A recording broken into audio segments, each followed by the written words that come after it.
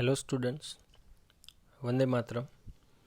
Last lecture में हमारा discussion हुआ था कि माइक्रोब्स का utilisation as a bio control agent हम लोग कैसे कर सकते हैं। मतलब अगर कोई भी पेस्टिसाइड्स हो तो वो पेस्टिसाइड्स की जगह पे अगर हम लोगों को माइक्रो ऑर्गेनिज्म यूज़ करना हो तो कौन कौन से पॉइंट्स है वो लास्ट लेक्चर में हम लोगों ने डिस्कस किया था। एट प्रेजेंट जो टॉपिक का डिस्कशन हमें करना है वो टॉपिक का नाम है microbes as a bio fertiliser. Listen, अब सबसे पहला पॉइंट जो आपको सामने दिख रहा है कि भाई in present day life environmental pollution is a major cause of our concern, our fear, और we can say that our anxiety. तो मेजर प्रॉब्लम अगर हमारे फियर का, हमारे कंसर्न का, हमारे एनेक्सिटी का अगर कोई है तो एट प्रेजेंट लाइफ में वो प्रॉब्लम का नाम है एनवायरमेंटल पोल्यूशंस। अब ये एनवायरमेंटल पोल्यूशंस होने के बहुत सारे रीज़न हम लोगों को पता है, पर ये सभी रीज़न में से अगर हमें कोई मेन रीज़न ध्यान में आता हो तो ये एनवायरमेंटल पोल्यूशंस को क्रिएट करने वाला मेन रीज़न है नंबर ऑफ पर्सन के थ्रू यूटिलाइज्ड होने वाला केमिकल फर्टिलाइजर्स। लिसन, अब ये केमिकल फर्टिलाइजर्स को हमें यूज़ करने की ज़रूरत क्या है। तो आप लोगों को पता है कि भाई day by day human population through out the world, जितने भी नंबर ऑफ कंट्रीज़ है उनके अंदर day by day human population बढ़ता जा रहा है। ह्यूमन पॉपुलेशन के साथ साथ अर्थ का सरफेस एरिया कभी भी नहीं बढ़ रहा। तो उनकी जो फूड की रिक्वायरमेंट है, उनकी फूड की रिक्वायरमेंट को फुलफिल करने का काम कौन से डिपार्टमेंट का है? एग्रीकल्चरल डिपार्टमेंट का। पर एग्रीकल्चरल डिपार्टमेंट के अंदर अगर हमें प्रोडक्ट का जो यील्ड है या तो उसकी क्वांटिटी जो है वो अगर हमें बढ़ानी होगी तो कहीं ना कहीं क्वांटिटी बढ़ाने के चक्कर में हम लोगों ने क्या यूज़ करना चालू कर दिया है? Chemical fertilisers. एंड ऑब्वियसली अगर हम लोग क्वांटिटी नहीं बढ़ाएंगे तो शायद पूरी कंट्री या तो पूरे वर्ल्ड के अंदर जो भी ह्यूमन पॉपुलेशंस है उनके फूड की रिक्वायरमेंट शायद फुलफिल होना पॉसिबल नहीं है। पर क्या केमिकल फर्टिलाइज़र यूज़ करने के बाद हमें फूड की क्वांटिटी तो चलो मिलती ही मिलती है, पर दूसरे कोई प्रॉब्लम क्रिएट होते हैं कि नहीं होते हैं? बहुत सारे प्रॉब्लम क्रिएट होते हैं, क्योंकि नेचर वाइज आपको दिख रहा है ये एक टाइप का केमिकल है। अब ये केमिकल अगर आप एग्रीकल्चरल एरिया के अंदर, सोइल के अंदर डालोगे तो वो प्रोडक्टिविटी बढ़ाए या ना बढ़ाए, पर सोइल का, वाटर का, एयर का पोल्यूशंस क्रिएट करेगा। दूसरे number of plants, animal, even human body के लिए भी it consider as a one poisonous और टॉक्सिक सब्सटेंस। सो ये सब पॉइंट देखने के बाद nowadays we have realised that, अब हम लोगों को रियलाइज्ड होने लगा है कि भाई ये जो प्रॉब्लम्स है वो किससे एसोसिएटेड है। तो this problem are associated with the over use of chemical fertilisers. तो कहीं ना कहीं ग्रीड, लालच के चक्कर में आकर के हम लोगों ने क्या किया है कि हो सके उतना एग्रीकल्चरल प्रोडक्टिविटी बढ़ाना चालू कर दिया। तो एग्रीकल्चरल प्रोडक्टिविटी बढ़ाने के लिए आप लोगों को पता है मैक्सिमम केमिकल फर्टिलाइजर्स का यूज़ करना पड़ता है। पर मैक्सिमम केमिकल फर्टिलाइज़र का यूज़ अगर आप करते हो तो बहुत सारे प्रॉब्लम क्रिएट होते हैं, जो मैंने आप लोगों को अभी डिटेल में बताया कि भाई सोइल की आपकी फर्टिलिटी ही कम हो जाएगी तो प्रोडक्टिविटी बढ़ने का तो चांस ही नहीं रहता। तो ये सब प्रेशर को ध्यान में रखते हुए अब सभी के सभी नंबर ऑफ फार्मर्स कौन से रास्ते पे जाने लगे हैं?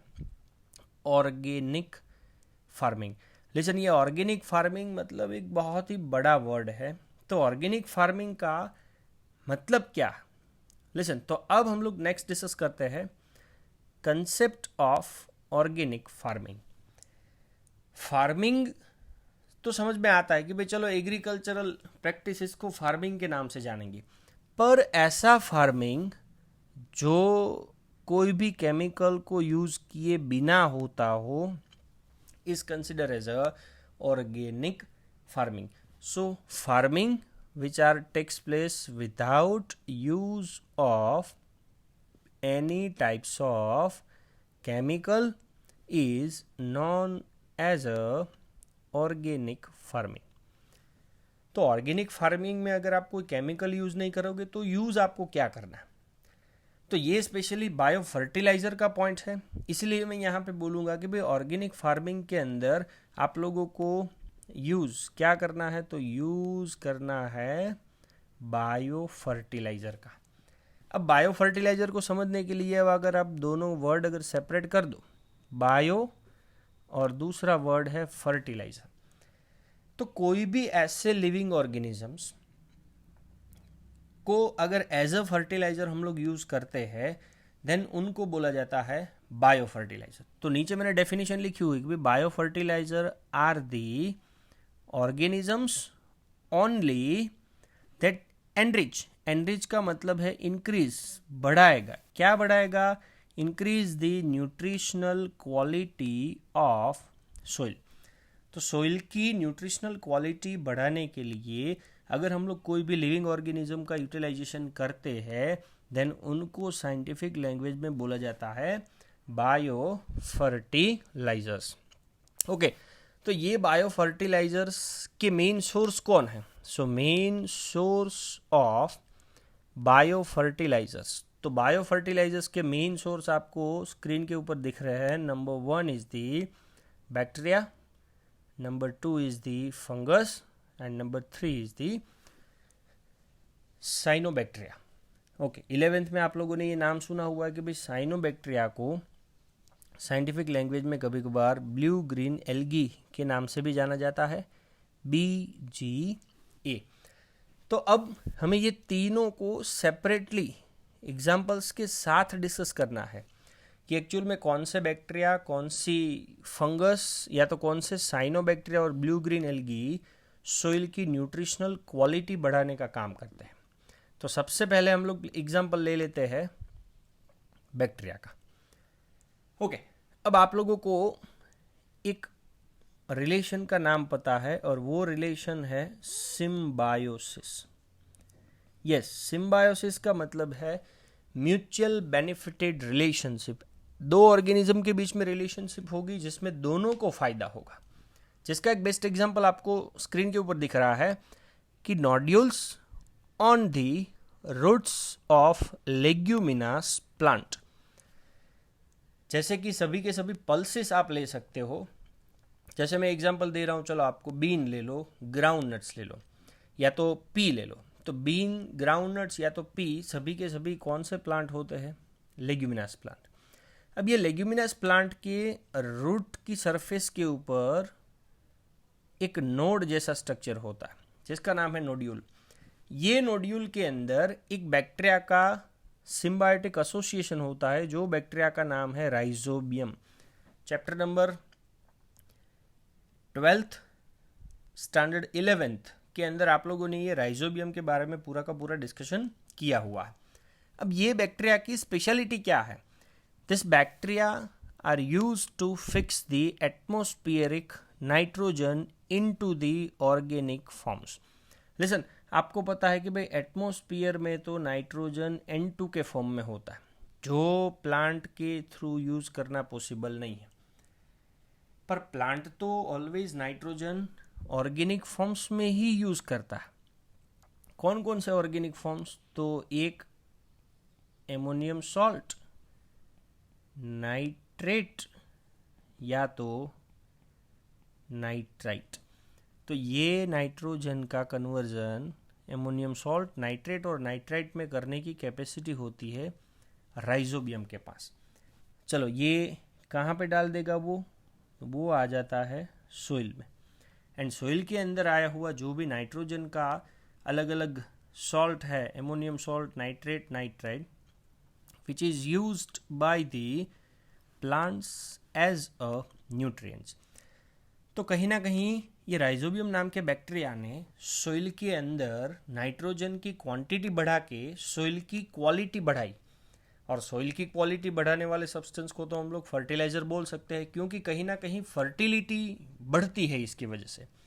चलो, ये तो मैंने एग्जांपल आपको दिया सिम्बायोटिकली एसोसिएशन माइक्रो ऑर्गेनिजम्स का। दूसरे भी ऐसे नंबर ऑफ माइक्रो ऑर्गेनिजम्स है which can fix the atmospheric nitrogen, पर इनकी एक स्पेशलिटी है कि always they are free living. Free living मतलब वो किसी के साथ एसोसिएशन में नहीं होते हैं, फ्रीली लिव करते हैं, जिसका पहला एग्जाम्पल है azospirillum and example number 2 is the azotobacter. तो azospirillum and azotobacter both are free living organisms which can fix the atmospheric nitrogen. Same to same उनका भी वही रोल है, which enrich the nitrogen content of the soil. तो nitrogen content अगर soil का बढ़ा तो सोचो आप लोग, फर्टिलिटी तो अपने आप ही बढ़ेगी। तो ये फर्स्ट एग्जाम्पल मैंने दिया आपको बैक्टीरिया का। वैसे ही एग्जाम्पल नंबर 2 फंगस। भाई fungus are also able to make a symbiotic association with the roots of higher plant. और 11th के अंदर भी आप लोगों ने ये नाम सुना हुआ है, जिसका नाम है माइकोराइजा। तो माइकोराइजा का मतलब है कि अगर fungus make a symbiotic association with the roots of higher plant is consider as a mycorrhiza. अब फंगस की कौन सी स्पीसीज? तो फंगस की स्पीसीज का एक नाम दिया हुआ है ग्लोमस। तो ग्लोमस नाम के जीनस के बहुत सारे members are used to form the mycorrhiza. कि भाई चलो, प्लांट तो कोई भी हो सकता है, पर फंगस की कौन सी स्पीसीज? तो कि भाई उसकी जीनस ग्लोमस, और वो ग्लोमस की बहुत सारी स्पीसीज माइकोराइजा जैसे रिलेशन बनाने के लिए कैपेबल है। अब आप लोगों को पता है कि भाई ये माइकोराइजा के अंदर 2 कंपोनेंट होते हैं, एक तो प्लांट और दूसरा फंगस। तो फंगस का जो सिम्बायोंट है उसको कभी कभार माइकोबायोंट के नाम से जाना जाता है। तो ये फंगस का मेन काम क्या होता है? भाई सोइल में से हो सके उतना वाटर और मिनरल्स को एब्जॉर्ब करना, पर ये फंगस का मेन रोल है absorption of phosphorus from the soil. तो हो सके उतना सोइल एब्जॉर्ब करके they are pass to the plants को दे दिया जाता है। तो ये फॉस्फोरस मैक्सिमम एब्जॉर्ब होने की वजह से प्लांट्स को होने वाले बेनिफिट कौन कौन से? So because of this association plants having some other benefits, जैसे कि बेनिफिट नंबर 1 आपको दिख रहा है, they are resistance to the root borne pathogen. Listen, root borne pathogen मतलब ऐसे ऑर्गेनिज्म जो प्लांट के अंदर क्या करने वाले हो? डिजीज। तो वो डिजीज के अगेंस्ट में उनके पास रेजिस्ट करने की कैपेसिटी होती है। Benefit number 2 tolerance. टॉलरेंस का मतलब है सर्वाइवल। तो सर्वाइवल टू दी सलिनिटी। सलिनिटी का मतलब है higher salt level. And number 2 is the drought. Drought का मतलब है low level of water. Water की डेफिशिएंसी हो ऐसे एरिया में भी ये प्लांट अपने आप को ग्रो कर सकता है। And number 3 overall increase in the plant growth as well as development. तो ये 3 बेनिफिट होंगे प्लांट को अगर वो प्लांट फंगस के साथ रिलेशनशिप क्रिएट करके माइकोराइजा नाम का एसोसिएशन क्रिएट करता है। तो चलो, इसके बदले में फंगस को क्या बेनिफिट है? तो fungus derive food as well as habitation from the plants. कि भाई प्लांट्स को वो बहुत सारा बेनिफिट देता है, पर बदले में फंगस को क्या मिलता है? तो फंगस को फूड मिलेगा एक तो प्लांट से, और दूसरा मिलेगा उसके पास से हैबिटेशन मतलब रहने की जगह। 2 एग्जाम्पल्स हुए। Example number 3 cyanobacteria. पहले ही मैंने आपको बताया they are also consider as a blue green algae. अब ये ब्लू ग्रीन एल्गी आप लोगों को पता है एक ऑटोट्रोपिक माइक्रोब्स है। ऑटोट्रोपिक माइक्रोब्स मतलब खुद ही अपना फूड बनाता है, पर ऑटोट्रोपिक माइक्रोब्स खुद अपना फूड किसको यूज करके बनाता है? फोटो मतलब आपको पता है by the utilisation of light.